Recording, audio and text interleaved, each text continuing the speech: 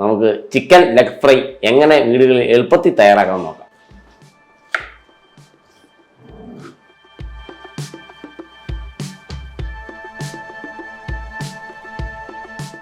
നമുക്ക് ഇതിലേക്ക് ഒരു 2 നാരങ്ങയുടെ ജ്യൂസ് ഒഴിച്ചു കൊടുക്കുകയാണ്.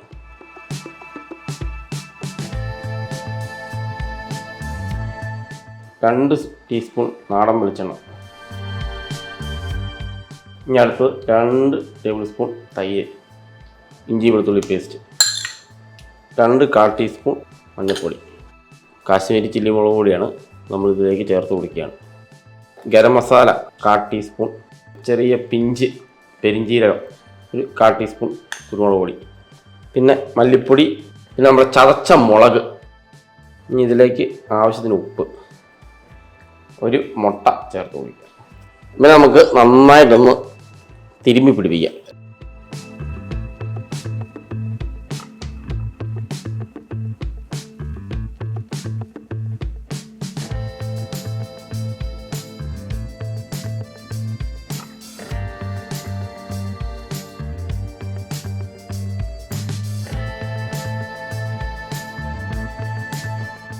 നമ്മുടെ ചിക്കൻ ലെഗ് ഫ്രൈ റെഡിയായിരിക്കുകയാണ്. ഇത് നമുക്കൊരു വാഴയിലേക്ക് മാറ്റാം.